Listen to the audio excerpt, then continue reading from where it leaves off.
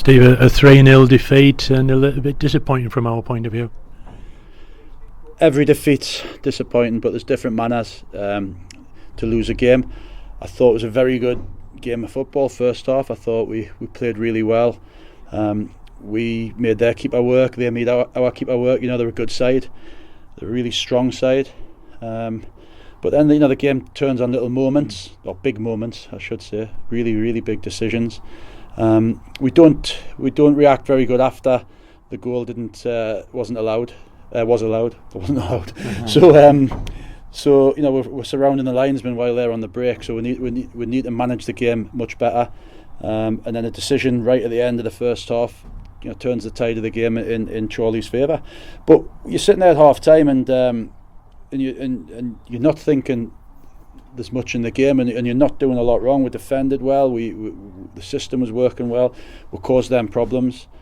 But then you can't really legislate for the 2 goals that we give away. In many ways, mistakes happen. So the first goal is obviously a mistake, but the second and third goal is just organisation. It's a bit of somebody taking the bull by the horns and leading the line, organising somebody to get out of the thrower, because we know they've got a long throw, but when the ball goes back out, there's nobody close enough to them to affect that, the second phase.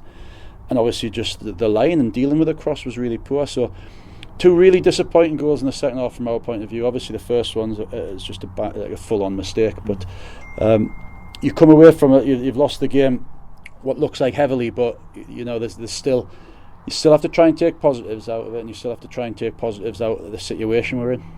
What was your view of the goal that wasn't?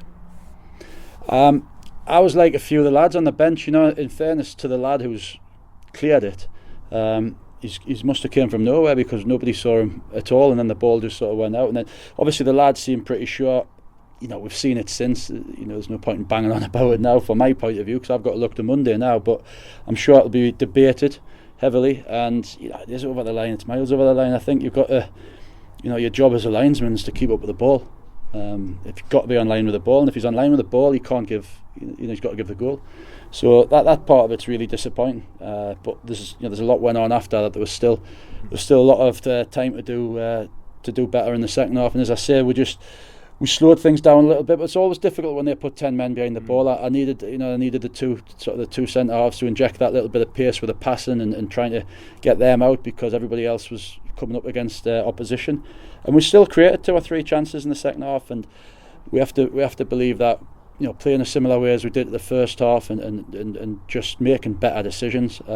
We should be confident of going and getting the 3 points that we need, hopefully on Monday, and then followed up, because we certainly probably need more than 3 points. Yeah. Towards the end of the game there, you were making substitutions. You took off Platty, for example. You took off Matty Cornish. Did you take those off with Munder in mind? Not really. I could have maybe a little bit with Aidan, because he's not featured much. I thought he did well at times, really well at times. I thought that the potential goal was a really good, well worked goal. Great run and a great ball. So I think he's going to be really good for us in these last few games.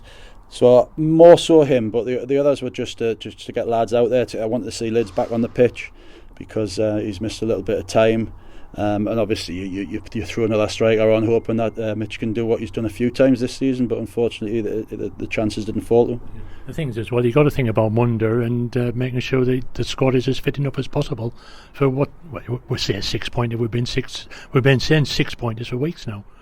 I think you've got to realise where we've came from, and yes, it's disappointing, but when me and Terry walked through the door, if you just said we'd have been where we are at the moment, I think we'd have all probably snapped the hands off. So let's just remember that we've made good strides, but we're under no illusions how much work still needs to be done.